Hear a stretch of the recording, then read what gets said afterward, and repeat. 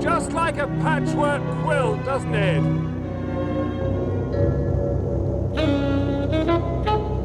No! Well, it does to me. It does to everybody else. Not to Poirot!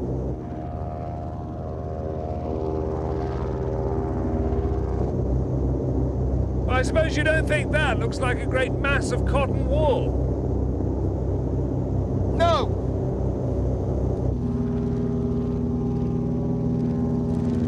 I don't think you've got any imagination at all, Poirot. That is true, mon ami. But fortunately, you have enough for both of us. It is extremely valuable to me.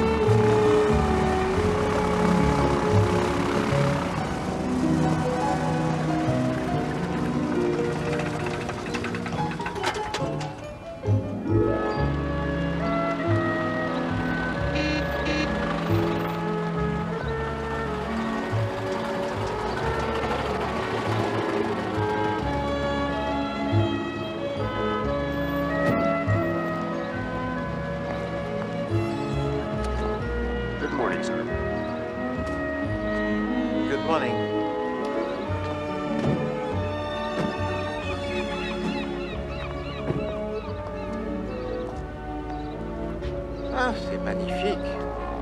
Just the place for a restful vacation. The food will be inedible.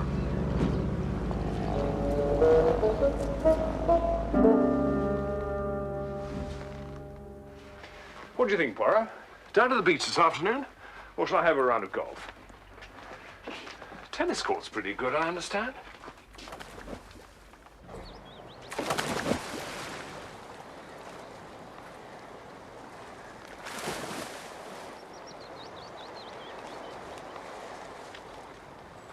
Waiter!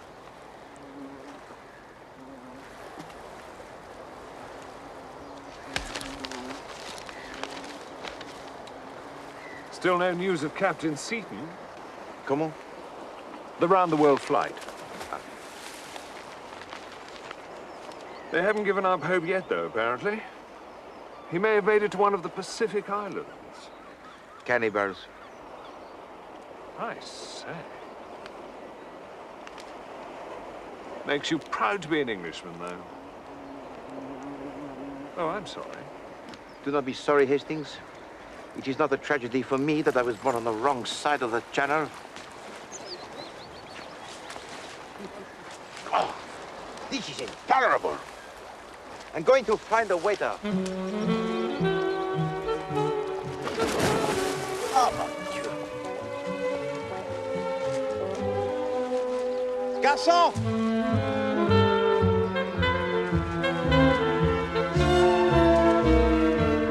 Waiter!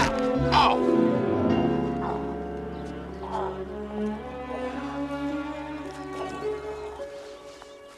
Are you all right?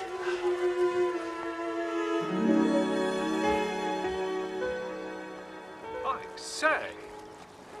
Do not perturb yourself, Hastings. The turned ankle, that is all. I wish you'd let it be seen to. Ah, in the pleasure of your company, mademoiselle. The pain, it already passes. Ah, pardon. This is Captain Hastings. Hastings, imagine.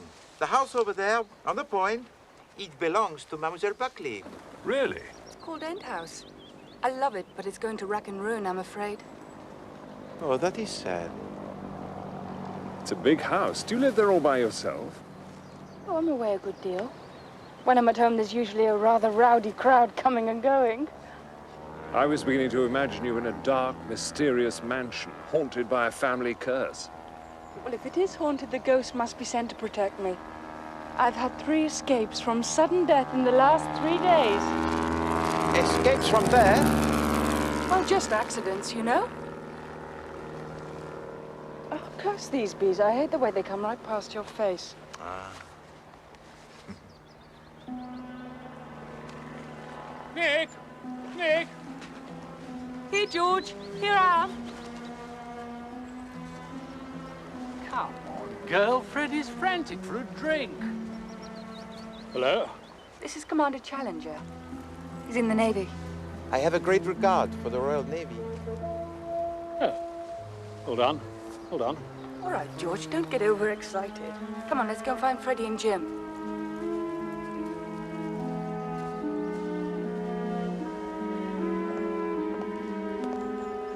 I hope the ankle will be all right. Merci. Nice girl.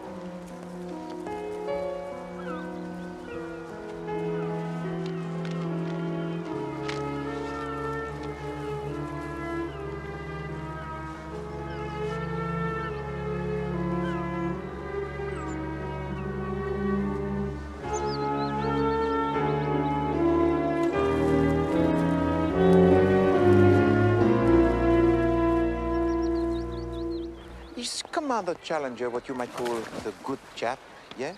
Oh, absolutely. Oh, good dive. Has he the tendresse for her? What do you think, Hastings? My dear Poirot, how on earth should I know? Well, that's Miss Buckley's hat, isn't it? Yes, we are going to return it to End House.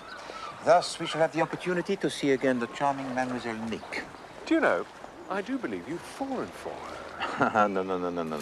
You are under a misapprehension, mon ami. The young lady, she is very charming, yes. But I am more interested in her hat. I don't see why you'd be interested in her hat. There's a hole in it. Yes, indeed. Did you do that? Hastings, did you notice the way Mademoiselle Nick flinched as a bee flew past? A bee in the bonnet, a hole in the hat? A bee couldn't make a hole like this. But a bullet could, my friend. A bullet like this. Mademoiselle Nick has 3 escapes from death in as many days, now a 4th. These are not mere accidents, mon ami. You'd have to be a madman to try and shoot someone in a hotel garden in broad daylight. Ah.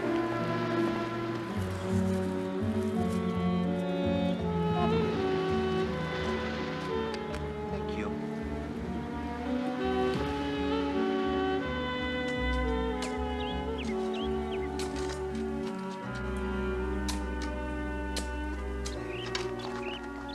Good night. Morning. Good day.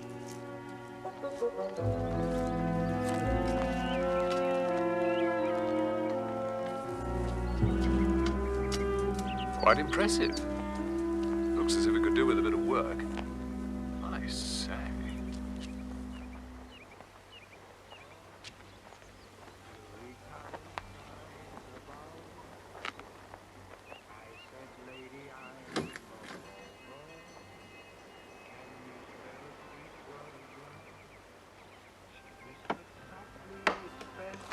Yes?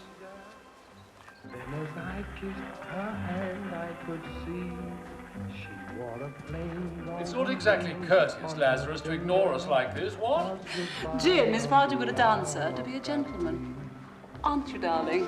Hope so, Freddie. An awful waste of an expensive education otherwise.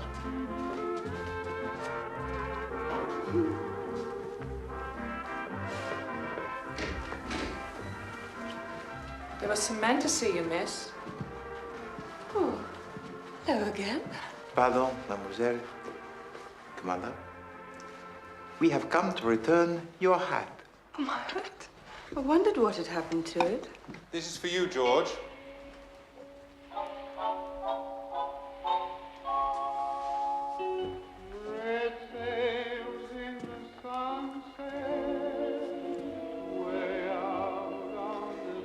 There is a matter of the greatest urgency I must discuss with you, mademoiselle.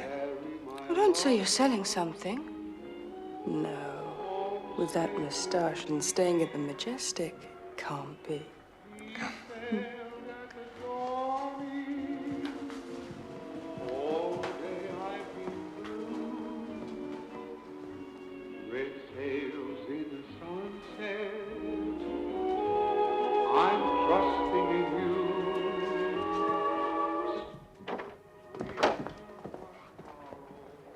Now, what's all the mystery?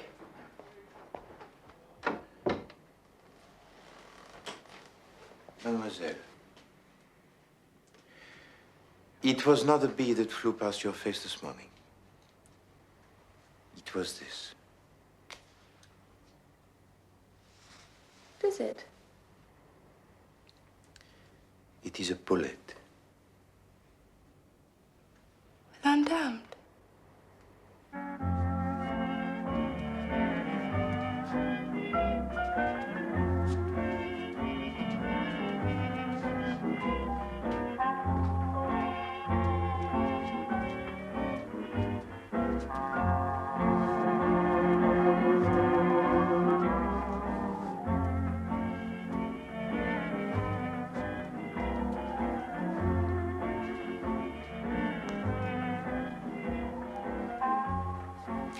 Miss Buckley very kindly helped my friend when he twisted his ankle this morning.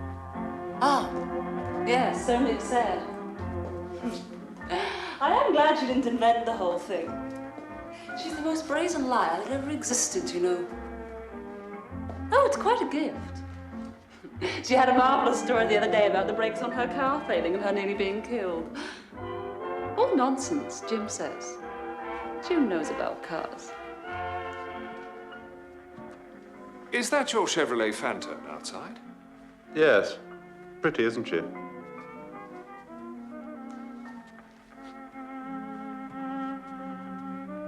Oh, I say, there's two watches on the table, exactly the same. Oh, we've all got one of those. Don't touch, old boy.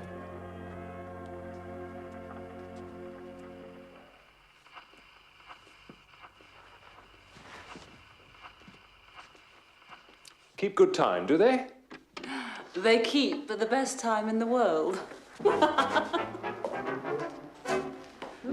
Oh, I can't dance to that, Jim. Of course you can, Freddie. They must have known just how I like it, 'cause everything's coming my way. Who's been teaching all the birds how to sing a roundelay? They must have known just how I like it, 'cause everything's coming my way. The first accident was that picture. I should think the painter might have said that when he'd finished it, don't you? Anyway, it came down crash in the middle of the night. Luckily for me, I've been sleeping badly lately, and I'd got up to make myself a cup of tea. Otherwise, it might have bashed my head in. And the other accidents? The brakes on my car went west as I was going down the hill into St. Lou. And the next day, a boulder detached itself from the cliff at the end of the garden while I was on the rocks underneath. It's jolly nice of you and all that, but why are you so interested? You do not understand, mademoiselle? You are in grave danger. Oh, come off it. Oh, no. I tell it to you, You do know who I am? No, I don't.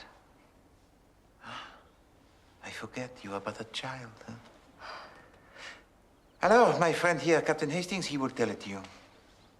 Well, Monsieur Poirot is a detective. Oh. A great detective. My friend, is that all you can find to say? Mais dis donc, say then to mademoiselle that I am the detective unique, unsurpassed, the greatest that ever lived. Well, it doesn't seem much point now. You've told her yourself. Ah, yes, but it is more agreeable to preserve the modesty.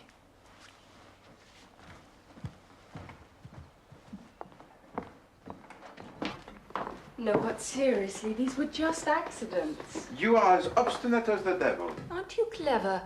That's where I got my name. My grandfather was popularly supposed to have sold his soul to the devil. I lived here with him, so they called us Old Nick and Young Nick. My real name's Magdala. Well, that's unusual. Yes, it's a kind of family name. There's been a lot of Magdalas in the Buckley family.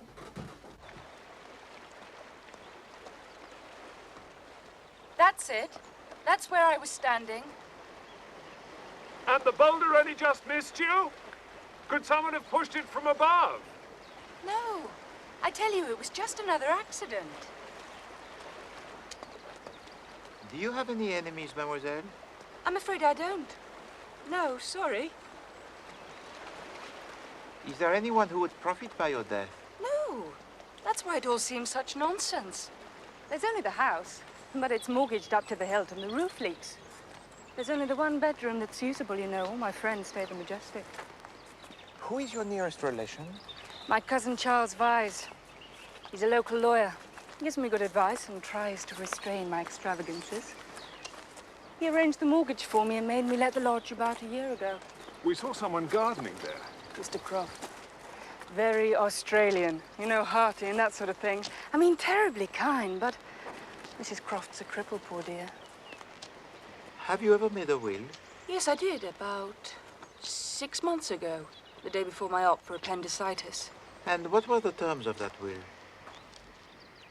I left End House to Charles. I hadn't much else left to leave, but what there was I left to Freddie.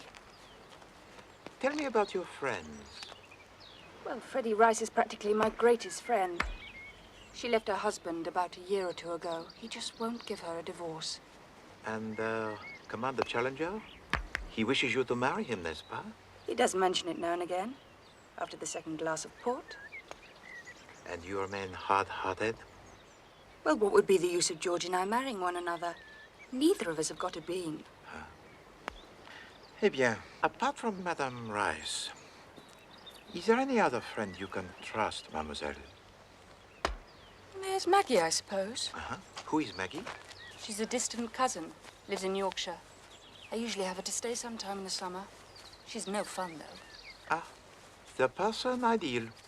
Telegraph her to come tomorrow. Oh. Jim Lazarus, Mrs. Rice's friend. Has he anything to do with Lazarus Art Galleries? That's the chap. Oh, I was in there the other day. Oh? The Lagonda overheated just outside, so I went in to ask These things. This morning, somebody shot at Mademoiselle Buckley with a Mauser pistol. Mauser? Why, do you know anyone who has a Mauser? Yes, I have. It was Dad's. He brought it back from the war.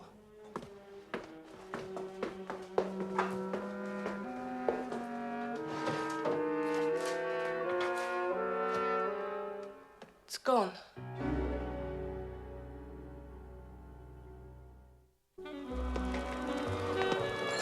You know, Poirot, that Mrs. Rice says that Miss Buckley's accident in her car was all my eye. She says Miss Buckley's a terrific liar. Really? That is most interesting, Hastings. It is interesting for itself, and it is interesting that Madame Rice has said it. But why should she say it? Even if it were true. These little curious things. I like to see them appear. They point the way.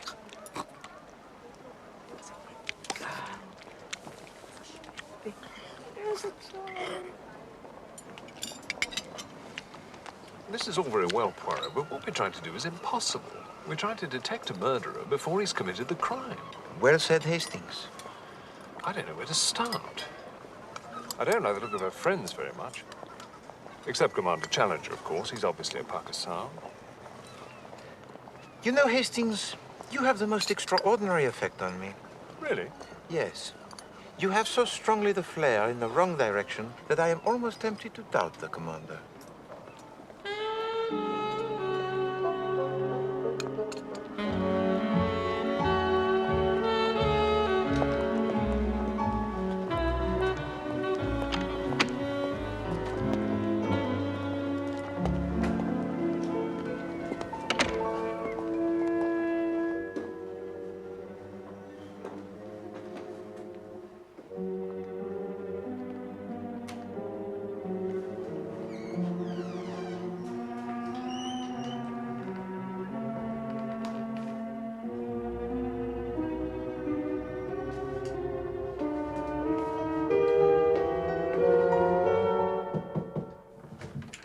Who's that?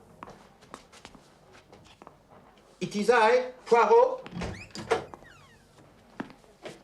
The office isn't open. Oh, mais oui, I pushed the door downstairs. It was not locked. You are Monsieur Weiss? Yes. It is very good of you to see me at the weekend. Hercule Poirot. Poirot? Poirot. What kind of place is this? Tell me, Monsieur Weiss, if I may ask, and I have said nothing about this to your cousin, Mademoiselle Buckley, you understand? Is there any chance of End House being on the market? Oh, no. Miss Buckley is absolutely devoted to the place. Nothing would induce her to sell End House. But I do not ask idly.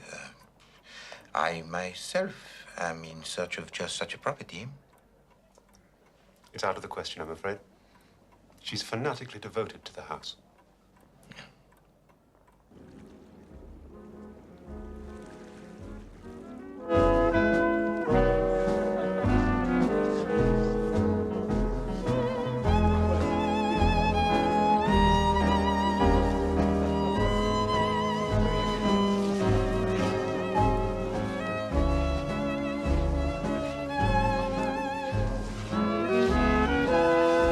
Why should Charles Weiss say that Mademoiselle Buckley had a fanatical devotion to the house? Did it seem like the fanatical devotion to you, Hastings? No. No. Nor to me.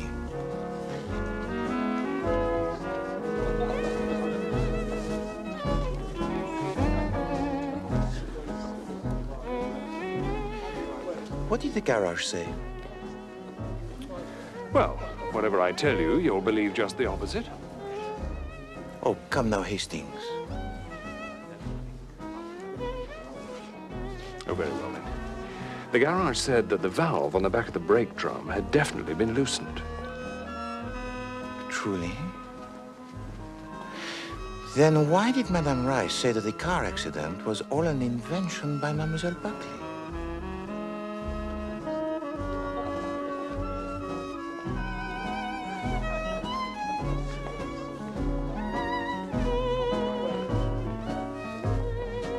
Permit?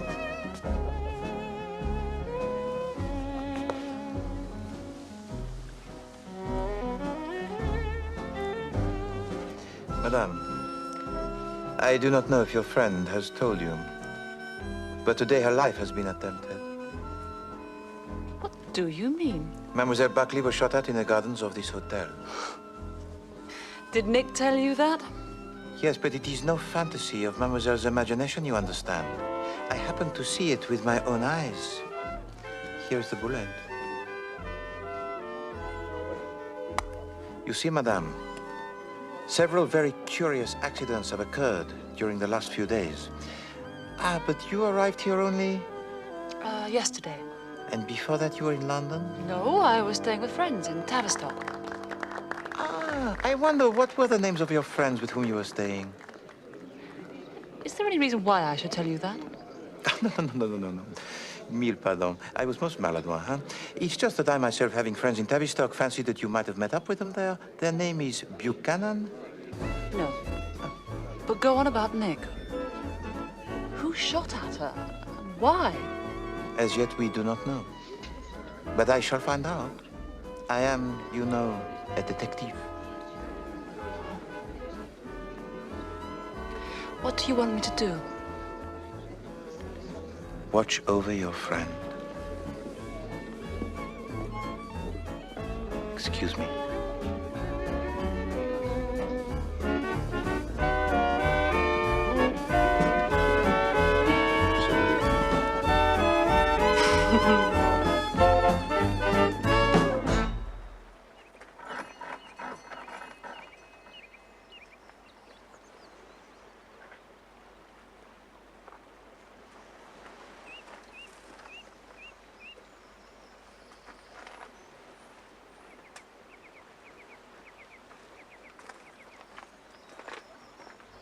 It's open.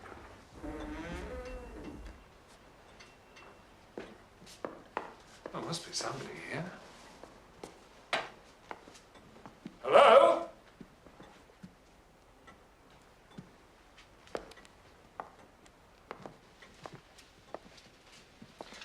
Well, if they leave the house open like this all the time, I'm surprised they haven't all been murdered in their beds. All right. I want you to come out very slowly with your hands above your head. Ah, Monsieur Croft.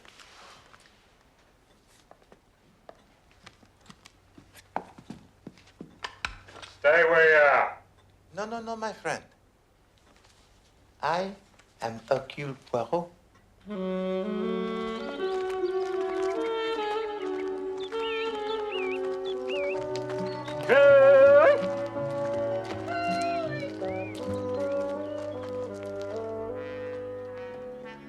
Who do you think this is, Mrs. C? The extra special, world-celebrated detective, Mr. Hercule Poirot. I brought him right along to have a chat with you. Well, isn't this too exciting for words? Enchanté, madame. And Captain Hastings, Mr. Poirot's associate. Oh, I've read about you too, Captain. Oh, right. They're friends of Miss Buckley, Mrs. C. Oh, well, isn't that nice? What a dear child she is. Not very well liked in this neighbourhood, I've heard, but isn't that just the way in these stuck-up English places? That beady-eyed cousin of hers has no more chance of persuading her to settle down here for good than fly in the air. Ah, so Monsieur Charles Vyse is in love with our little friend? He's silly about her, but she won't... Don't gossip, Millie. I have my reasons for being interested in that girl. I wonder, Mr. Poirot, if you'd care to see some snapshots of Australia? Well, Good.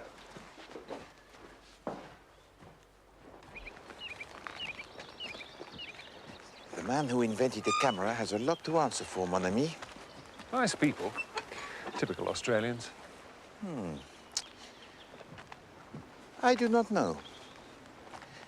That cry of cooey, the insistence on showing us 5,000 photographs, were they not playing the part a little too thoroughly?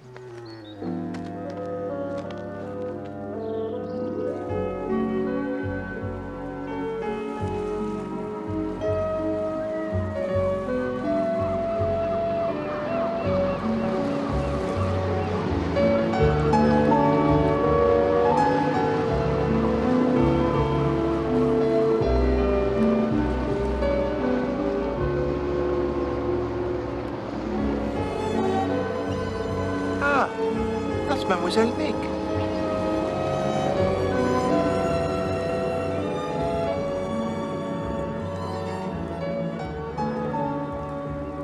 See you tonight then, George. Righty-ho. Bonjour, mademoiselle. Hello, Monsieur Poirot. Captain Hastings? Morning. Is this your boat? How would I afford a thing like that? It's George's.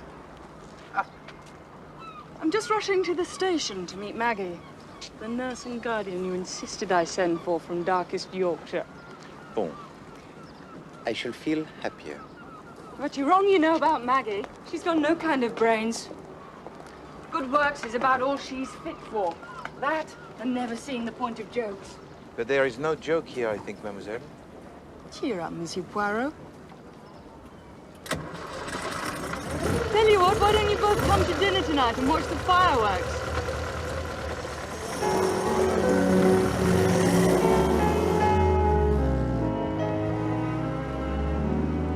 Tell me, Hastings, if the Commander Challenger has not got a bean, as Mademoiselle Nick has said, how can he afford such a ship, huh? Oh, probably just, oh, maybe it's... Maybe she meant... I don't know.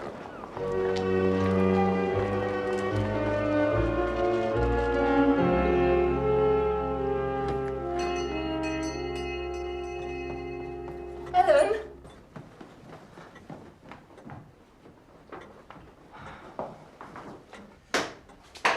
Oh, it's only you. Mademoiselle, I am desolated. Oh, I'm sorry. It did sound rude. Thank you. Did you call, miss? Oh, it's all right, Ellen. I answered it myself. They haven't delivered my dress to the back door, have they? No, miss. That's why I sounded so rude. I thought you were my dress being delivered. The brutes promised faithfully. Oh, here's Maggie. Maggie, here are the sleuths that are protecting me from the secret assassin. This is my cousin, Maggie Buckley.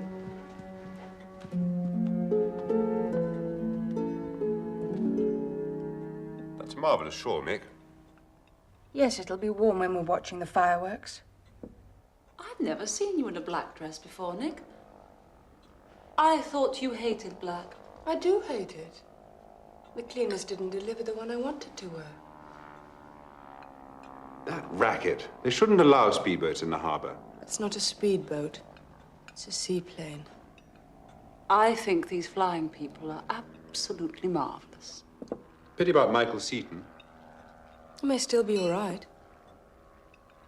Rather a mad family. That uncle of his, Sir Matthew Seaton, he was balmy. Died about a week ago.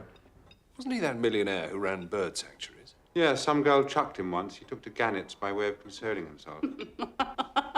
I don't see any reason to assume Michael Seaton's dead yet. Of course, you knew him, didn't you? I forgot. We met him last year at Le Touquet. He was marvelous, wasn't he, Freddie? Don't ask me, darling. He was your conquest, not mine. Have you done any flying, Captain Hastings? Well, actually... There's the telephone. Oh, don't wait for me. I don't eat dessert. All the extra guests will be arriving for the fireworks soon anyway.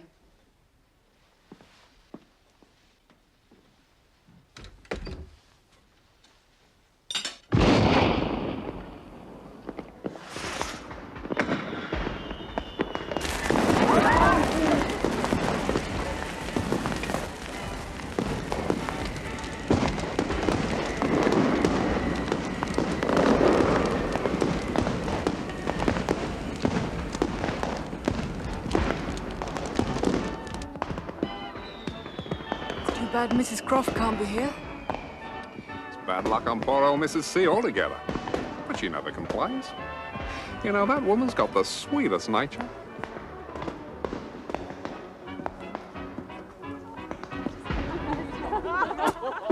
Splendid view of the festivities, eh? Didn't he come last year? I say, look at that. What a display. Beautiful. I think I'll just run inside and get a coat. Oh, let me.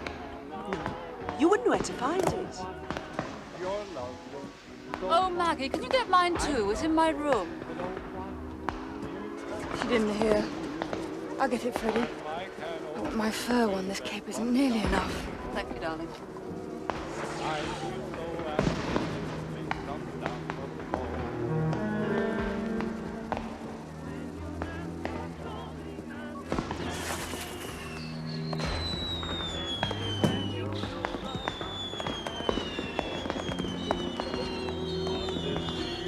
It is monotonous, do you not find, Hastings? I like the different colored ones. I fear the dampness of the feet. I shall watch the rest of the display through a nice window from the warmth of the house.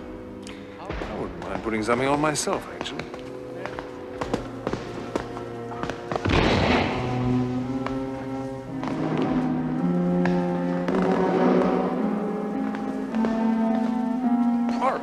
Look. It's Miss Buckley. You. Sorry I've been so long, Maggie.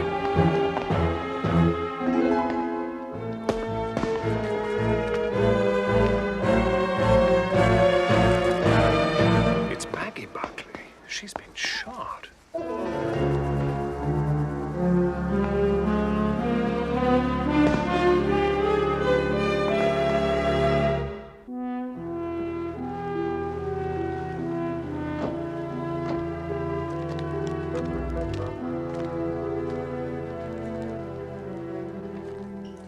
How did it come about that your cousin was wearing your cape tonight?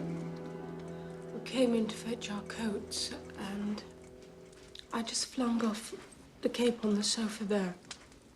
I went upstairs, and I was still in my room.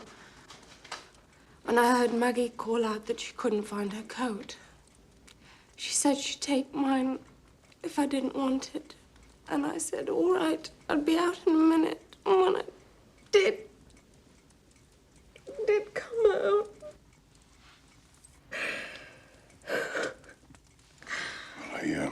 I won't ask any more questions tonight. I'm going to suggest, Miss Buckley, that you don't stay here. You've had a shock, you understand. What you need is complete rest. I know of an excellent nursing home. No. But we want you to feel safe, mon enfant. Do you understand? I understand, but you don't. I'm not afraid any longer. I've got nothing to live for now. If someone wants to murder me, they can. You can't say that, Miss Buckley. You mustn't. Mademoiselle, I have failed you. I, who promised you protection, have not been able to protect. But now I want to know that you are in safe hands, huh? With people around you day and night. What's going on? It's not naked. She's not dead. No. No, mon ami. She is alive. Nick. My darling, I thought you were dead. It's all right, George. I'm being an idiot. I'm quite safe. Then what's happened? The policeman said Miss Buckley was dead. The sooner you get to your bed, the better, Miss Buckley.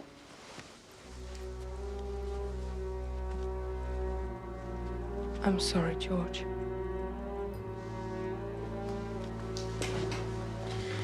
Ah. It was Miss Maggie Buckley. Oh, my God. What a tragedy. Statement from the Chancellor. As announced in our 9 o'clock bulletin, hope has been abandoned for the aeroplane pilot, Mr. Michael Seaton. Treberand Island fishermen have salvaged wreckage believed to be parts of the Albatross, the seaplane built by Mr. Seaton for his attempt to fly round the world. The opposition... No one, Dr. Graham. No one. Not even the dearest friend of Mademoiselle Buckley is to be allowed to see her. Oh, Monsieur Poirot. Not even the King of England. No one. Except me, Captain Hastings, and your good servant. Mademoiselle, I wish you good night.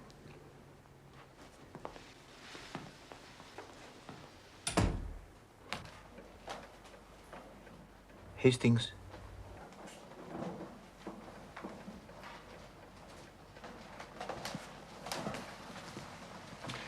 How is she? You don't think the police could be right, do you, Poirot? That this is the work of some wandering lunatic? No. The murderer is someone in Mademoiselle's own circle. Do you think he realized he'd killed the wrong person? I am quite sure he did not. Must have been an unpleasant surprise when he learned the truth. Difficult not to give oneself away in circumstances like that.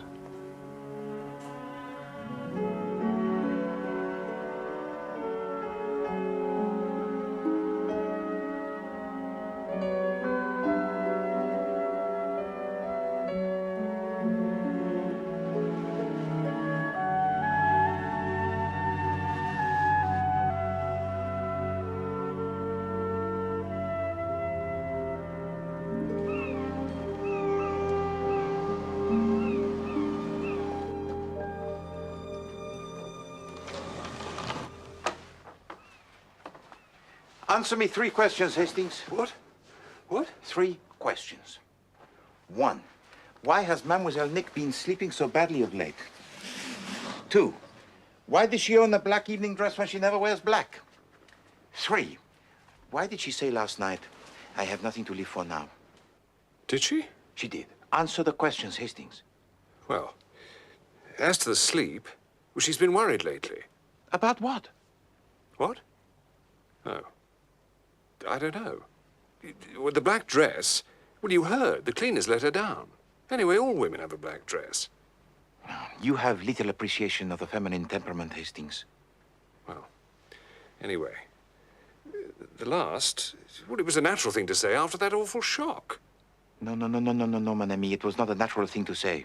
To be horror-struck by her cousin's death, to reproach herself for it, yes. All that is natural enough, but the other? No. Never before has she displayed that attitude. She has been defiant. Hello? Yes? Certainement. Yes.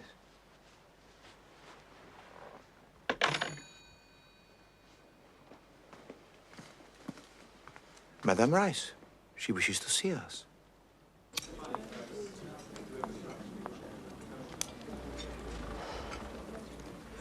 I suppose there's no doubt that the intended victim was really Nick. I should say, madame, that there was no doubt at all. You asked some questions about Tavistock the other day, Mr. Poirot. You'll find out sooner or later, so I might as well tell you the truth now. I was not in Tavistock. No, madame? I motored down from London last week with Mr. Lazarus. We stayed in a little place called Shalacombe. Together. I see. I'm still a married woman, technically. May I be impertinent, madame? Is there such a thing these days? You care for Monsieur Lazarus? He's rich. Oh la la. That is an ugly thing to say. Better to say it myself than to have you say it for me. You are very intelligent, madame. You'll be giving me a diploma next. I'm going to take some flowers round to Nick and see how she is. Well, that is very amiable of you. And I thank you, madame, for your frankness.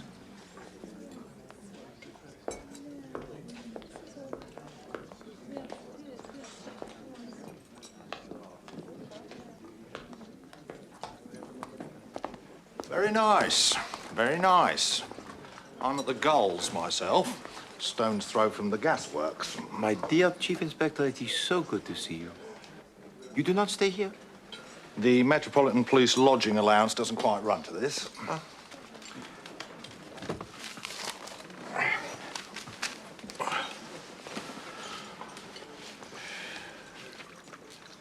Funny old business, this end-house malarkey, eh? As you say, Chief Inspector. You think these accidents he had were all part of it? Oh, there is no doubt. You might be right. Be a help if we could get hold of the gun. Probably at the bottom of the sea by now, if the murderer's got any sense. They mostly haven't.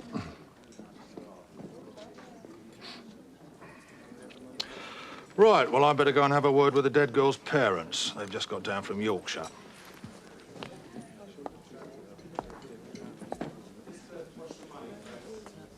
Let me know if you have any ideas, won't you? Of that you may be sure, Inspector.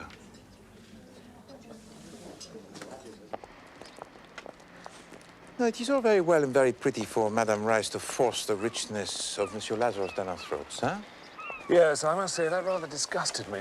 Ah, mon ami. Always you have the right reaction in the wrong place. No. Madame Rice was trying to tell us something. I have a friend who is very rich. He can give me all I need. I do not need to murder my dearest friend for a pittance. I see.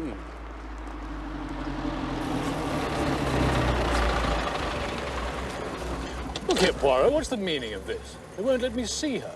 Is this your work? Have you seen Dr. Graham? Give me all the usual guff, as well as can be expected, past a quiet night. Think I don't know those tricks? I've got an uncle in Harley Street. I think you're at the bottom of this, Poirot. Listen to me, mon ami. There is no fooling you. If one guest is to be admitted, others cannot be kept out. You comprehend? I see. All or nothing, as you might say. We will say no more, huh? The extreme prudence is what is needed at the moment. I can hold my tongue. Mum's the word, eh? I'll send her some flowers. They like flowers, don't they?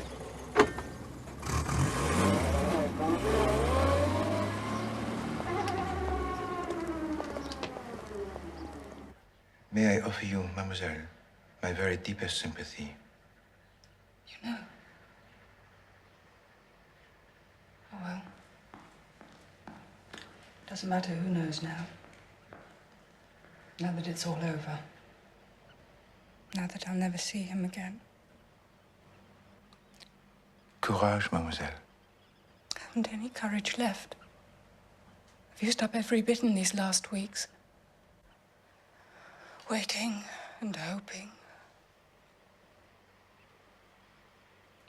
Captain Hastings does not know what we are talking about.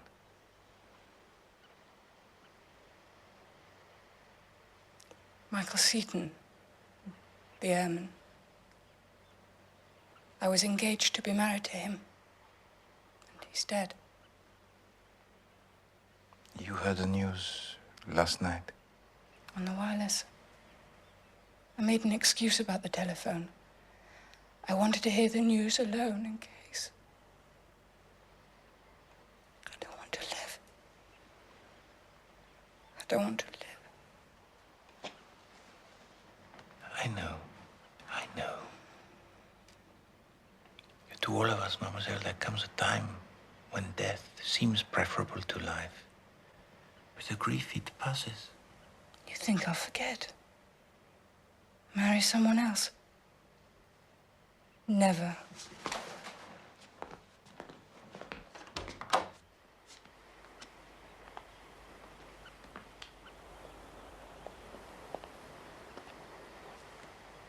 But you are fortunate, mademoiselle. You have been loved by a brave man.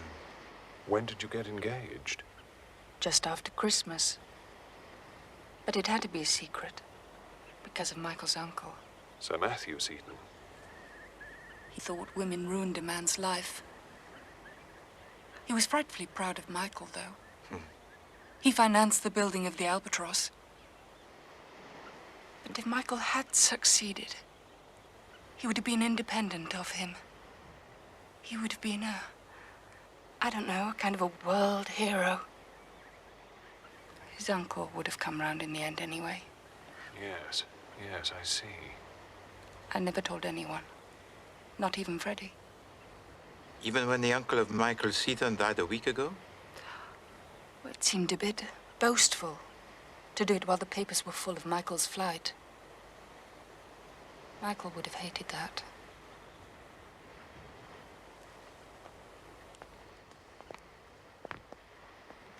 Mademoiselle, you once mentioned that you had made a will. Where is it, this will? Knocking around somewhere.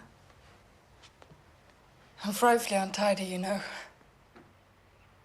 Papers and things are mostly in the writing table in the library, or maybe in the bedroom, or maybe... I'm sorry. You will permit me to make a search for it, yes? If you want to. I was right. What do you mean this engagement business has some bearing on the crime? Listen to me, mon ami. Just over a week ago, Sir Matthew Seton dies. And Sir Matthew Seton was one of the wealthiest men in England. Yes. Attendez, he has a nephew whom he idolizes and to whom we may assume he has left his vast fortune. Last Tuesday, this nephew, Michael Seton, is reported missing, and on Wednesday, the attacks on the life of Mademoiselle begin. Now, suppose, Hastings, that Michael Seton made his will before he started his flight and that he left all that he had to his fiancée. In this case, it is not a paltry inheritance that is at stake. No, no. It is an enormous fortune. Ah!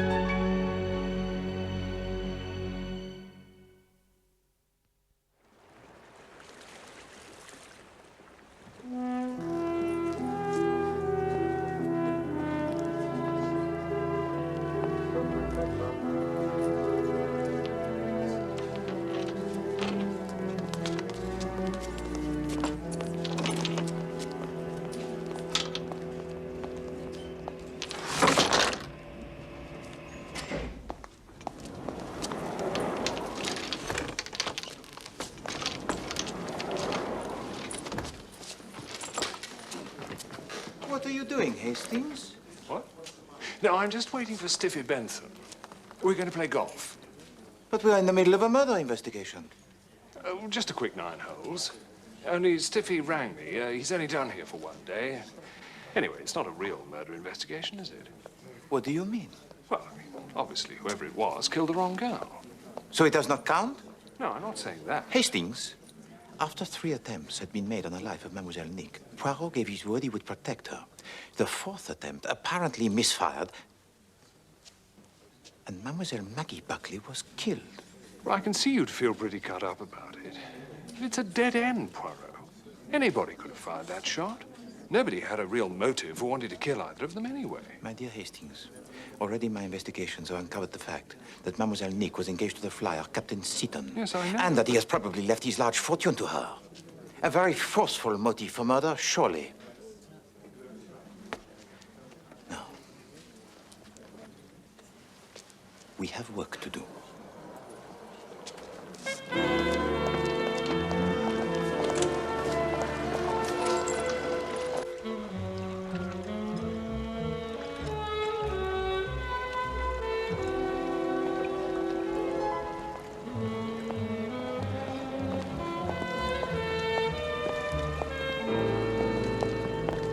I say. You any foreigner? Comment? You are going to get to the bottom of this, aren't you? I am the dog who stays on the scent, Commander, and does not leave it. Hope my alibi's in order. There are other things besides alibis, Commander. You would like, I think, to marry Mademoiselle Nick? I've always wanted to marry her. Précisément. Eh bien, Mademoiselle was the fiancée of another man. A motive perhaps for killing, n'est-ce pas? But there would have been no need. The other man dies the death of a hero. So it's true. Nick was engaged to this Michael Seaton. There's a rumor about it all over town today. Well, I didn't know about it. Oh, hello, Freddie. So neither of you knew that Mademoiselle was engaged to Monsieur Seaton? Nick's a close little devil when she likes. But I understand now why she's been so nervy lately. Have you got my watch, darling? Yes, I got it done this morning. It's a bore. Always something going wrong with it. You said it kept wonderful time. Yes. Well, it does. It's just the strap, the little buckle thing. I've got a bit of a headache. I'm going to go and lie down.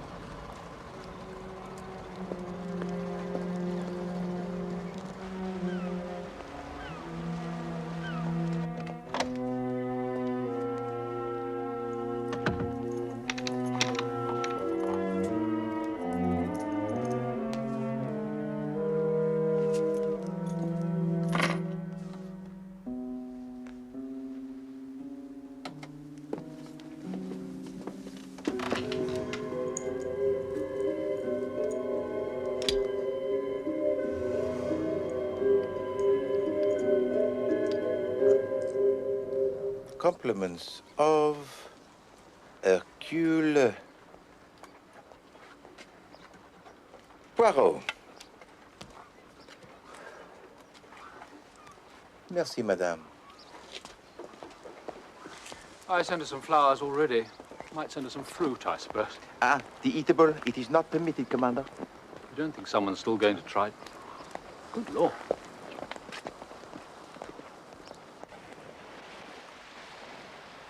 So on the night of the fireworks, you were in the kitchen? That's right.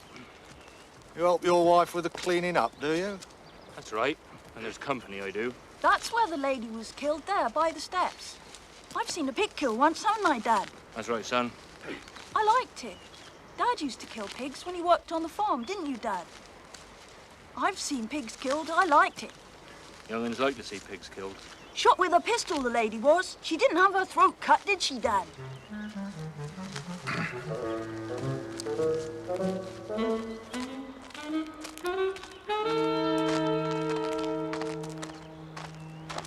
They all like that round here.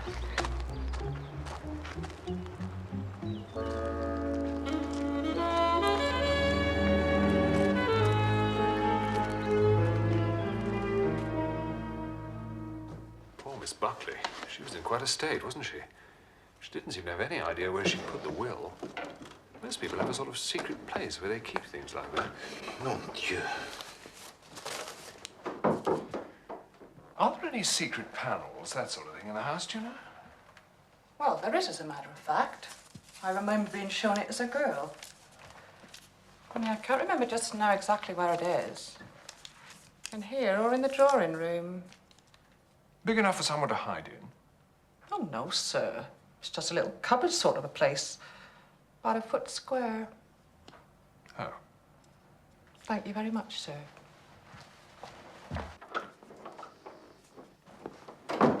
Secret panels. I like to cover every eventuality. Eventuality, huh? Here's an eventuality for you, Hastings. Oh, who's it from? Madame Rice. Darling, party was too marvelous. Feeling rather doomy today. You were wise not to touch that stuff. Don't ever start, sweetie. It's so damned hard to give up. I'm writing the boyfriend to hurry up the supply. What hell it all is. Love, Freddie. Dated last February. She takes cocaine, of course.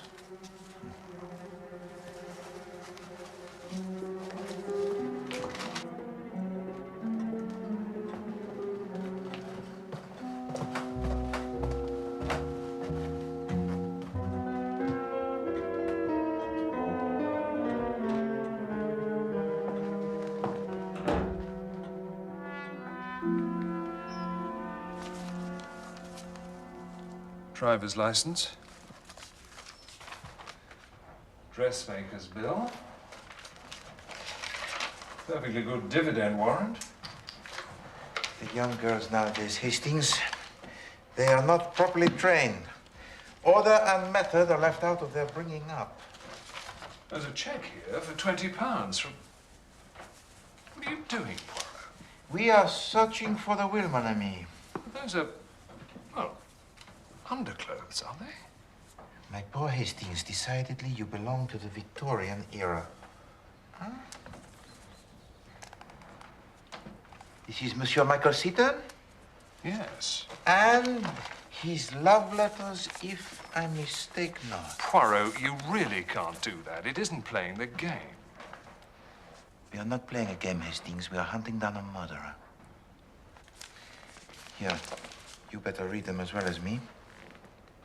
2 pairs of eyes are no worse than 1 pair. I don't like this sort of thing, Poirot. January the 3rd. Darling, it seems too good to be true that you should actually love me. Oh, look here. March the 2nd. My dearest, this is pretty rotten, all this beastly concealment, isn't it? But Uncle Matthew has an absolute bee in his bonnet. I say, Poirot, listen to this. Dearest, I'm off tomorrow, feeling tremendously excited. By the way, somebody said I ought to make a will. Tactful fellow, so I have, on half a sheet of notepaper, and sent it to old Whitfield. I remembered your name was Magdala, which was clever of me. A couple of the fellows witnessed it. So you were right, he did make a will. Yes, and anyone who read his letters would know the fact. We looked everywhere. Try to remember, mademoiselle, where you last saw your will. I can't. You didn't put it in the secret panel by any chance, did you? The secret what? Ellen said there was one in the drawing room or the library. Nonsense. I've never heard of such a thing. Ellen said so. Maybe. But we are wandering from the subject. The last will and testament of Magdala Buckley. Did you use a will form? There wasn't time. I was just going off to have my appendix out. Besides, Mr. Croft said that will forms were very dangerous. Mr. Croft was there? Yes, it was his idea to make the will at all. He is very helpful, the excellent Monsieur Croft. Yes, he... Oh, what an idiot. Letting you hunt round End House. Charles has got it, of course. My cousin, Charles Vyse. Ah. Mr. Croft said the proper person to have charge of it was a lawyer. So we stuck it in an envelope and sent it off to him straight away. Charles has got it. He'll show it to you if you really want to see it. Not without an authorization from you. I hope, mademoiselle. No, I suppose not.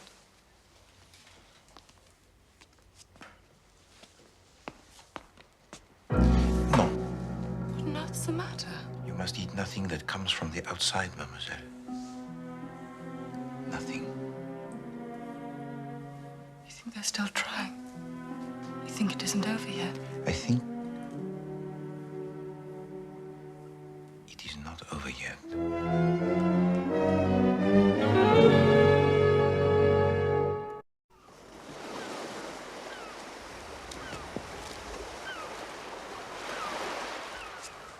Well, even if the murderer did throw the gun in the sea, oh, this is a waste of time. Poirot says that 93% of all police work is a waste of time. Go on. He's a peculiar so-and-so, isn't he? Oh, yes. But sharp. Go on. Of course, he's picked up a lot from me over the years. Keep your eyes down, lads.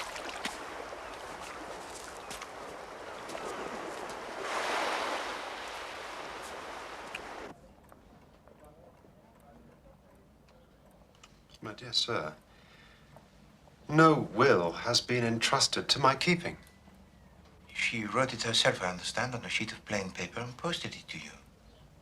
No. Now, look here, Mr. Vyse. I never received anything of the kind, Captain Hastings. In that case, monsieur,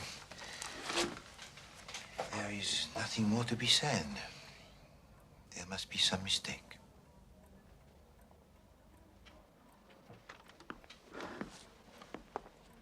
Here you are, sir. That's sixpence. Thank you, sir. Thank you. A peppermint rock. Lovely peppermint rock. Ah, there you are. I've got some information on the Lazarus Gallery I thought might interest you. Tell me, Chief Inspector. They're not far off Queer Street. A slump in pictures has hit them badly. Antique furniture, too. They built new premises last year and overreached themselves. Thank you, Inspector. It's a good motive, eh, Poirot? I just asked her if she made a will. More as a joke than anything else. Yes. She wrote it out, then and there. Who witnessed it? Oh, Ellen, the maid, and her husband. And afterwards, what was done with it? We posted it to Mr. Vyse. The lawyer, you know. You know that it was posted?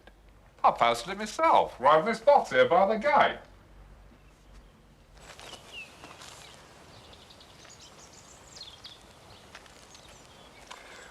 Looks all right. But who is lying, I wonder? Monsieur Bert Croft or Monsieur Charles Vyse? I see no reason for Monsieur Croft to lie. To suppress the will would be of no advantage to him.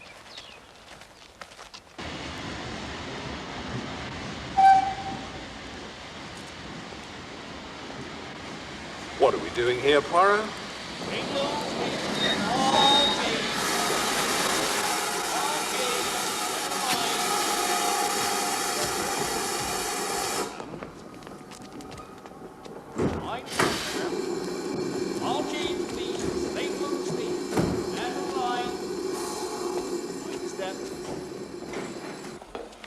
Apparently, Dr. McAllister's what they call a woman's doctor. A gynecologist? No. Woman seems to be a general term for neurotic. Who is this Dr. McAllister? Miss Lemon is trying to tell us, Hastings. So I went to his place in Harley Street. He's got a nursing home there and another place in Paris. I didn't like it. There was something unpleasant about it. It is respectable? Yes. Very smart, though. Anyway, I told him I wasn't sleeping very well and I was depressed. Oh. It was only a ruse, Captain Hastings. Oh, a ruse, right. I managed to chat to one of the nurses. She said, your Commander Challenger comes to the clinic at least once every 10 days. Does he indeed? Miss Lemon, you have done well. Jolly well. Who is Dr. McAllister? Oh, Hastings. He is the uncle of Commander Challenger. The uncle he told us about. Right. But you should have seen the waiting room. Lady Lowestoft was there. And Mrs. Bindoff. Blimey. None of them was with the doctor more than 5 minutes.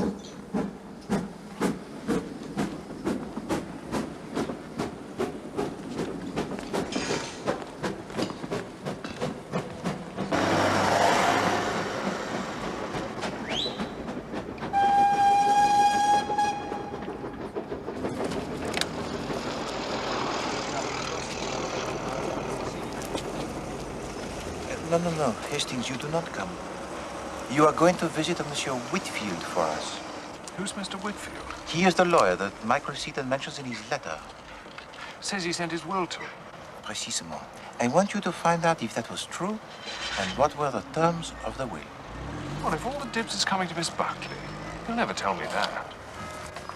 Then you must use your powers of persuasion, Hastings. Dibs.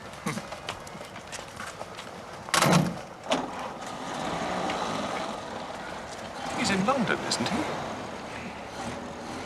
There is a train to Plymouth in 7 minutes, and from there you can catch the train to London. The Majestic Hotel, if you please, driver.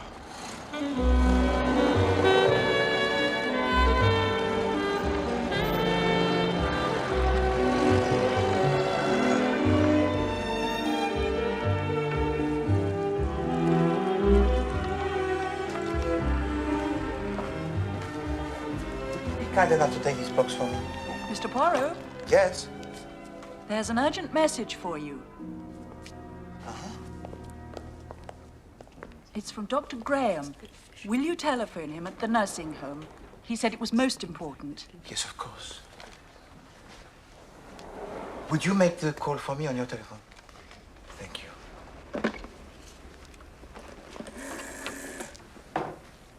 Grange Nursing Home, please. I do not like these urgent messages, Miss Lamont. I never reply to urgent messages. I know they're going to be unpleasant. There you are, sir. Thank you. Hello, Dr. Graham? Inspector Japp, it's you?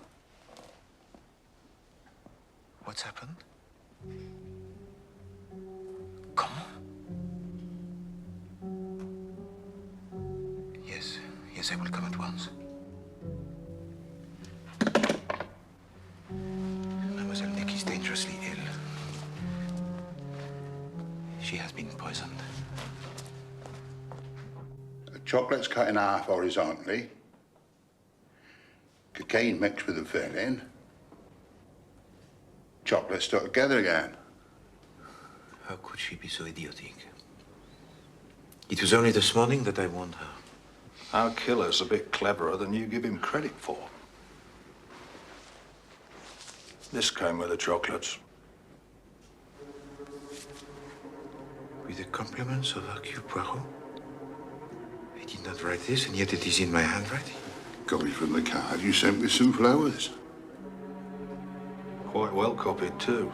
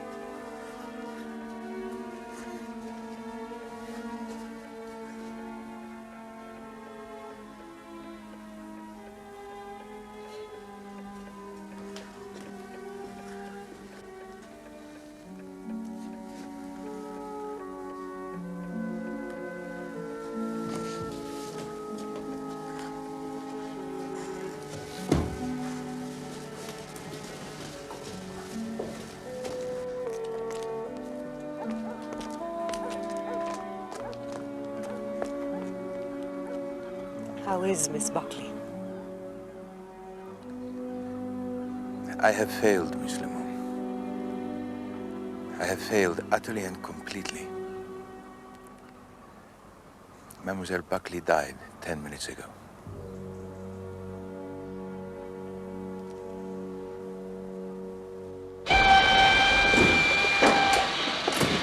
Tickets, please. Madam. Sir. Sir. Madam.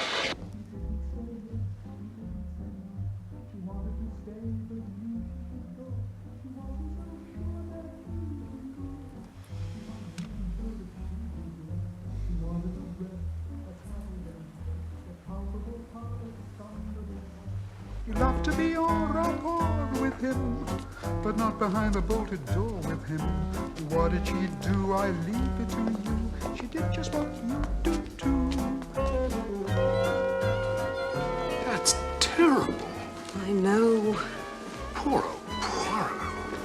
He must be feeling dreadful. He is. He won't come out of his room. I wanted him to come to dinner with me, but he wouldn't. How did you get on with that lawyer in London? Very well, as a matter of fact. I remembered I'd been at school with his son. He's a partner now, and so... Anyway, the upshot is, yes, Michael Seaton did send a will to him. And? He left everything to Miss Buckley. Millions and millions, apparently, because of his uncle dying just before.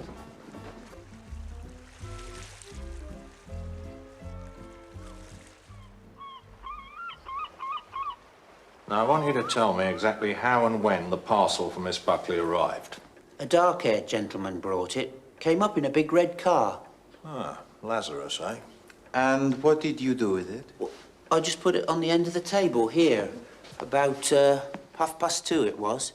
Everything that comes in for the patients is left here, for the nurses to take up. Well, I came on duty at 3 o'clock. Well, 5:02 actually, because I got a lift up the hill from Dr. Graham. Anyway, I took her up the parcel then. So for nearly 1/2 hour, it was left unguarded on the table? There was the box of chocolates, there was a bunch of flowers from a Mr. and Mrs. Croft, and there was a parcel that had come in the post. And that was a box of Fuller's chocolates, too. Come on. A second box? Yes, it was a coincidence. Anyway, Miss Buckley unwrapped them both, and your card was in one of them, so she said that was all right, and I was to take the other one away. Who was the other one from? Oh, there wasn't a card. But which was the one that was meant to be from me? The one that came by post, or the one that was delivered by hand? Oh. Oh, I'm not sure. Miss Buckley had unwrapped them both before she looked inside them. I really couldn't say. You left a box of chocolates at the nursing home for Miss Buckley yesterday afternoon, Mr. Lazarus. Yes, I did. That was very amiable of you, monsieur. As a matter of fact, they were from Freddie, Mrs. Rice. She asked me to get them. I see. So you've still got no leads, then? Well, I wouldn't say that. I want to see them hanged, whoever did this.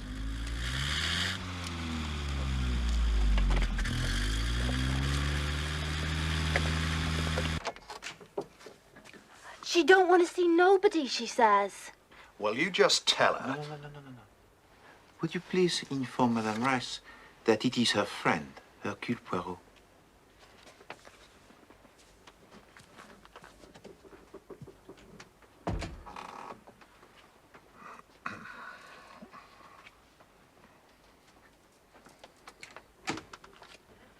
She says, will you please go away? Excuse me. Go away! How dare you! This is a murder investigation, Mrs. Rice, not a vicarage tea party. You sent a box of chocolates to Miss Buckley yesterday. I won't be bullied. 2 people have been murdered, Mrs. Rice. Your friend was killed with poisoned chocolates. We have information that you sent her a box of chocolates. You think I killed Nick? We have to investigate every possibility, madame. Even the remotest. Nick telephoned me yesterday and asked me to get her a £2 box of Fuller's chocolates. She asked you to get them? Yes.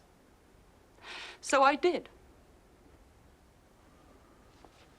How did she sound on the telephone? Sound? All right. Her voice sounded a bit weak. I didn't realize who it was at first. Until she told you who it was? Yes. Are you sure, madame, that it was your friend? Yes, of course. Well, who else could it have been? Well, that didn't get us very far. I understand nothing. Nothing. I am in the dark. I am a little child. Who stands to gain by the death of Mademoiselle, huh? Madame Rice. Who buys the chocolates, admits it, and then tells a story about being rung up on the telephone that does not for 1 minute hold the water? Madame Rice. No, it is too simple. Stupid. But she takes cocaine, you say? Of that there is no mistake. And there was cocaine in those chocolates. She is not stupid.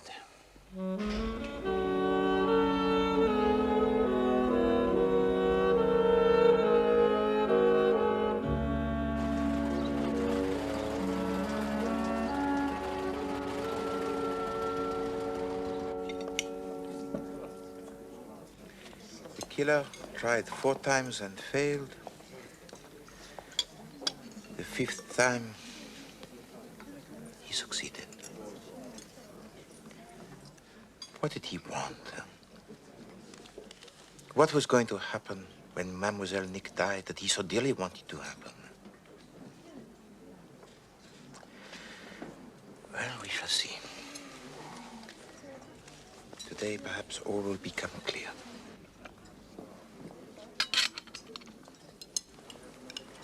I cannot eat these eggs.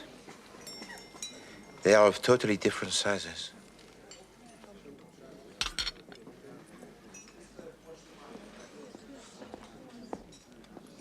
Mr. Poirot? Yes? Telephone for you, sir. In the foyer. Who is it? Mr. Charles Vyse. Things begin to happen, huh?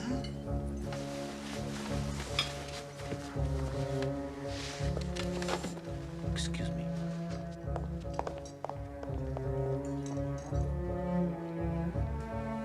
When? This morning?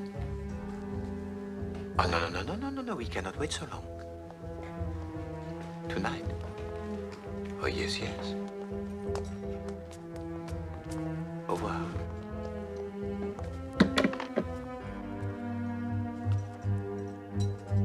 It begins.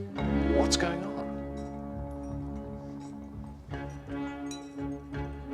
Suivez.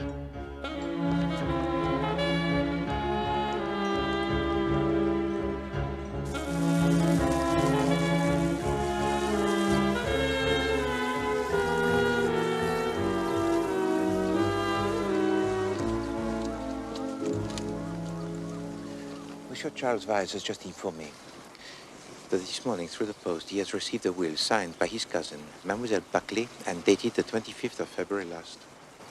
What, it's turned up after 6 months in the post? Just at the right moment, n'est-ce pas? But does she leave everything to Mrs. Rice?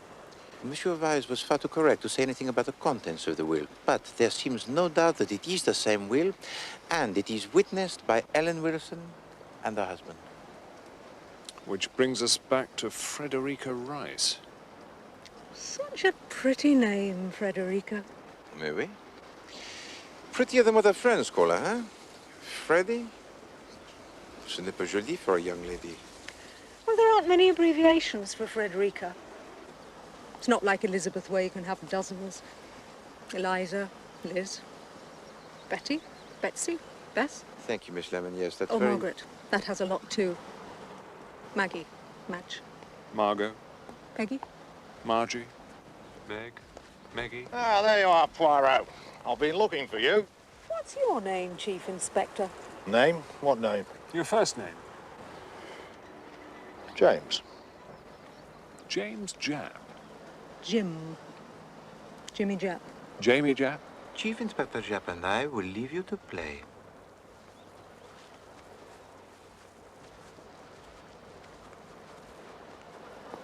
What about Hercule?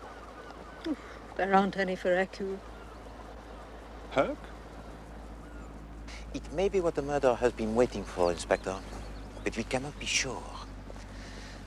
This is a matter of complex and hidden motives, huh? And...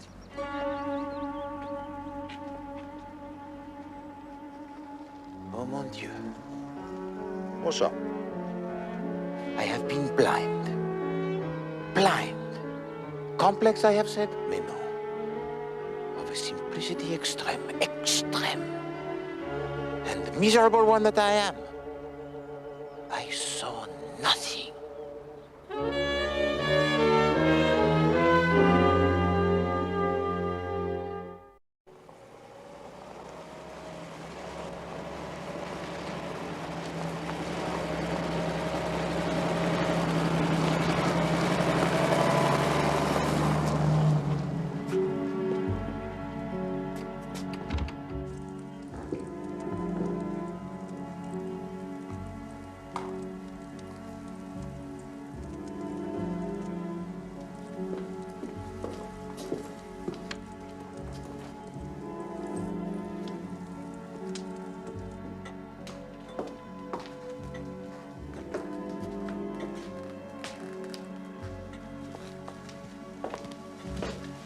S'il vous plaît.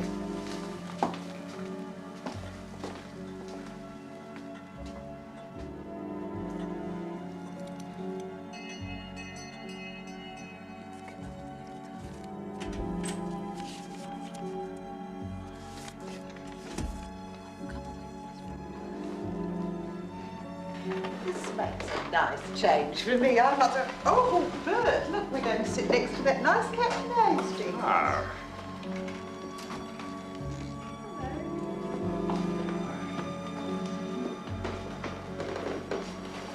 Good. That is all, I think, Monsieur Weiss.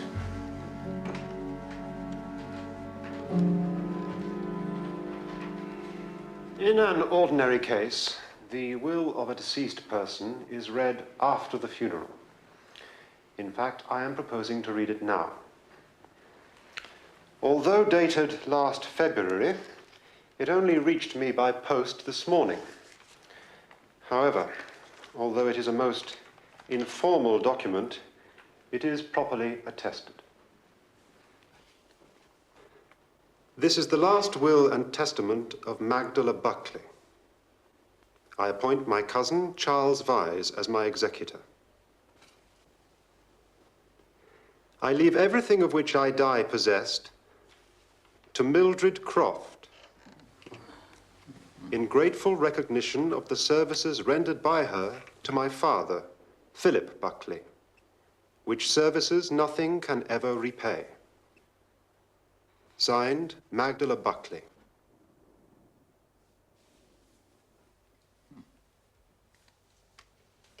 It's true. Not that I ever meant to let on about it. Philip Buckley was out in Australia, and if it hadn't been for me... Well, I don't want to go into that. Well, I think perhaps you ought to, Mrs. Croft.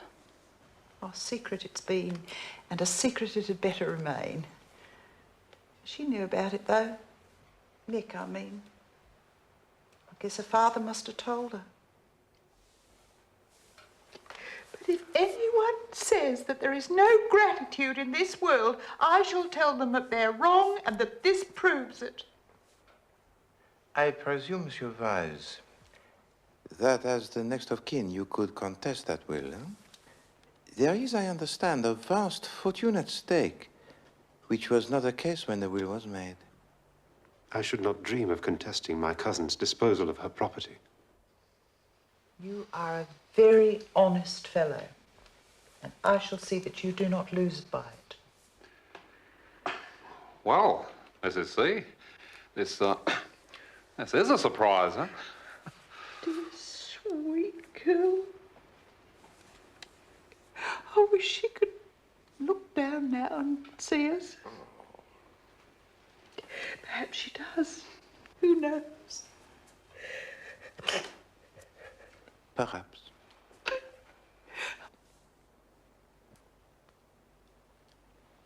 A little idea.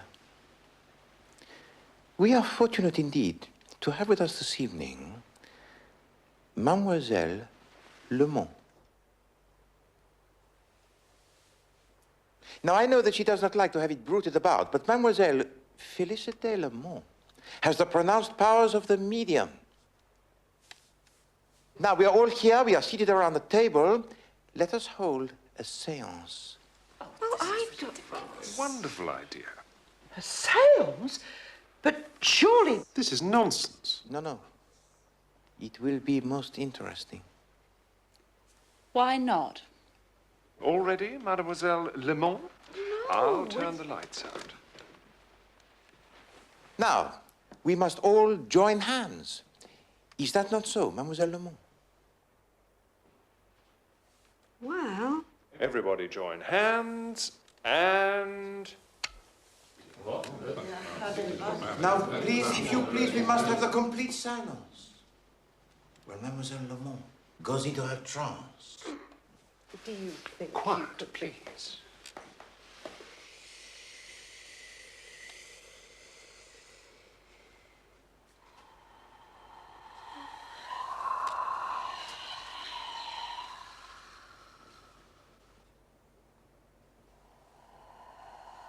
Yes, she is now going into her trance.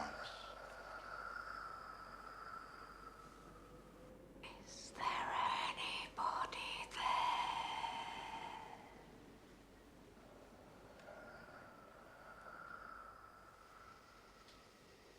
I think it's time we stop fooling about.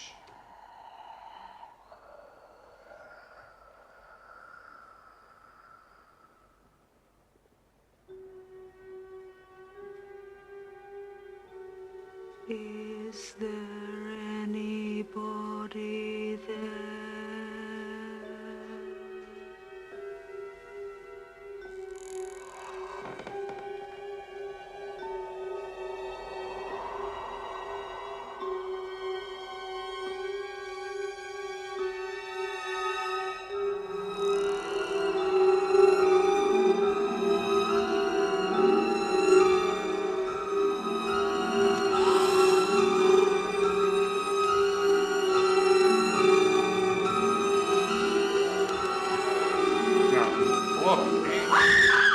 It's her! She's come back! The that's murdered all his wolves! It's her!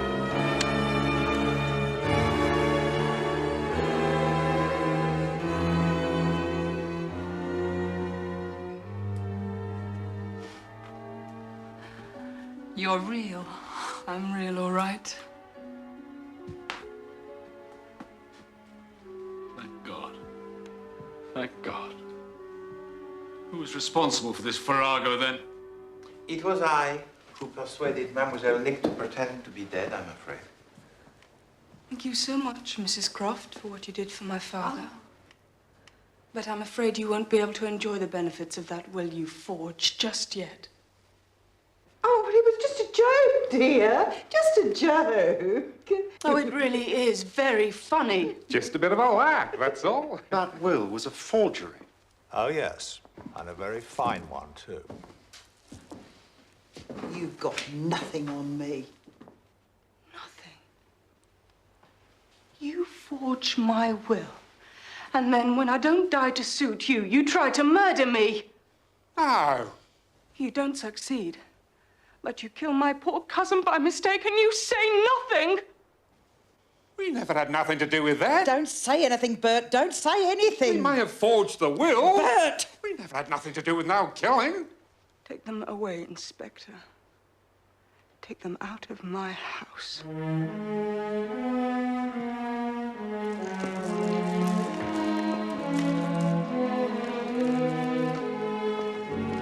Ruth, we never had nothing to do with that girl dying.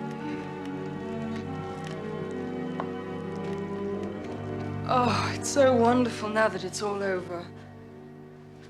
I really hated doing it. Deceiving you, all my nice friends. As long as you're all right, really. I think it's time for a celebration. Yes. Perhaps. Or perhaps it is time for the truth. Chief Inspector Japp. Early this evening, acting on information received from Mr. Poirot, I concealed myself behind a screen in the library. When everyone was assembled in the dining room, another person entered the house.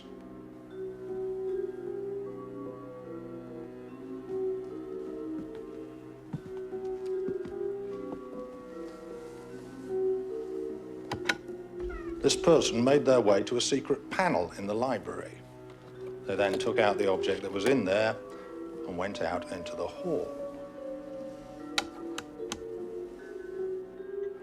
Now, this person comes out here and does a very curious thing. They put the object they removed from behind the secret panel in the pocket of one of those coats hanging there. Mrs. Rice. Yes. Just help me out, will you? Go and look in the pocket of your coat. Show me what's in there. There's nothing in there, apart from my gloves. Humour me, Mrs. Rice.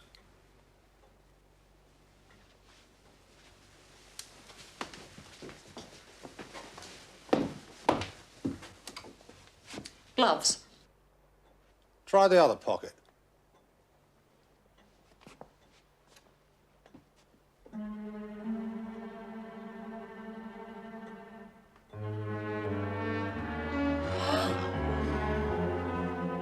It's not mine. If you're trying to frame her... No. Someone is trying to frame Madame Rice. But it is not Inspector Japp. And it is not Poirot. Merci.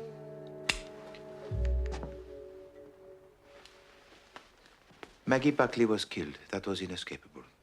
But surely, it was Mademoiselle Nick that someone was trying to kill. But that did not make sense. Mademoiselle Nick loves End House, huh? Is that not so, Mademoiselle Nick? But she is in desperate need of money in order to keep it. So what good fortune she thinks when she meets the wealthy young aviator Michael Seaton at Le Touquet. But he does not fall in love with her. He falls in love with someone else. This is rubbish. So an outrageous plan begins to form in the pretty head of our young lady. And when I think of this, I think of some silly things that Captain Hastings and Miss Lemon were saying. That there were many abbreviations for the name of Margaret. Maggie, Margot, Madge, etc., yes. And it occurred to me to ask myself the question, what was the real name of Maggie Buckley? And tout d'un coup it came to me. There were two Magdala Buckleys. Oh, my God. This is rubbish, Freddie. It's slanderous, too. Charles, you're my lawyer. Magdala was a family name. But Michael Seaton did not know that Mademoiselle Nick was called also Magdala. He only knows her as Nick. And in his very informal will, he just says he leaves everything to Magdala Buckley. This is untrue. It's untrue, every word of it. Voila the person. The person who shot Mademoiselle Maggie. Mademoiselle Nick. Are you mad? Why should I kill Maggie? In order to inherit the money left to her by Michael Seaton. It was to her he was secretly engaged, not you. It was with her he was in love, not you. You silly little man. You don't know anything. You're all so stupid.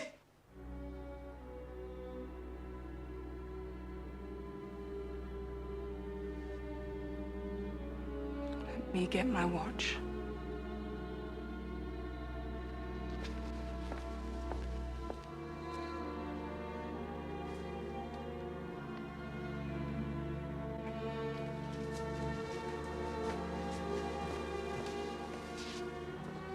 Come on, then.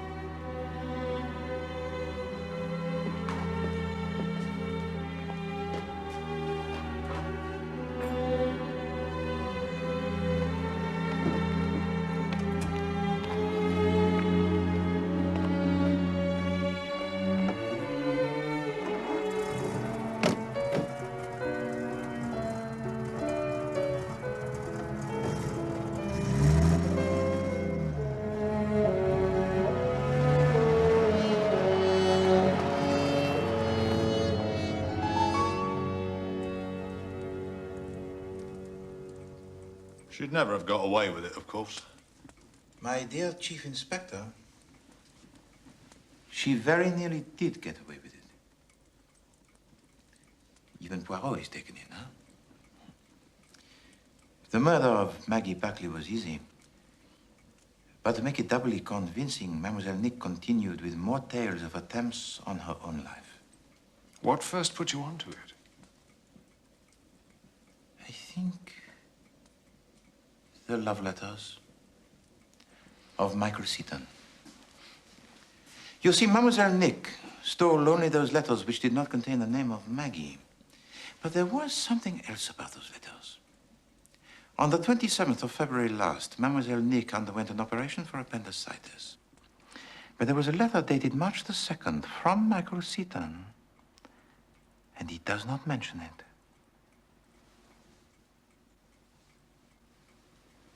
She was such a queer little girl. She couldn't help herself, you know? It's going to be a very unpleasant business. I must see about some kind of defense for her, I suppose. I think there will be no need. If I mistake not, the wristwatch of Mademoiselle Nick will obviate the necessity for a trial. Because it is there, is it not, that you conceal the cocaine?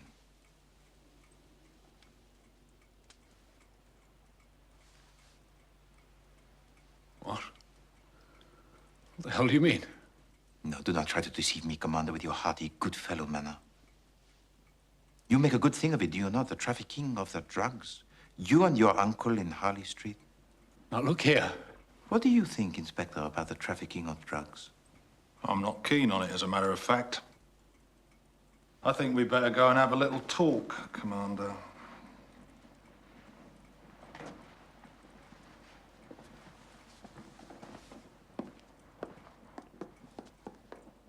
Good God.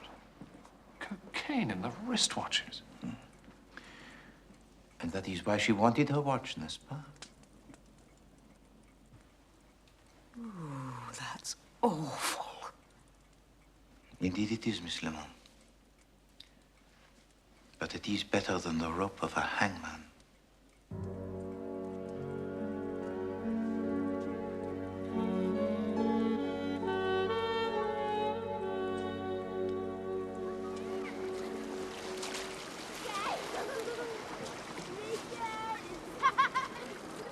It is satisfying, is it not, Chief Inspector? In a case when at last one knows everything.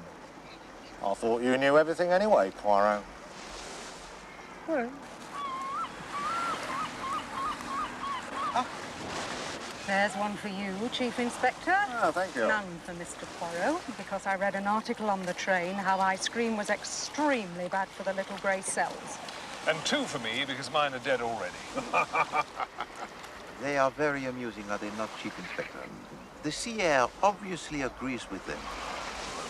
I think perhaps when I return to London, I shall leave them here. Thank you. Santé.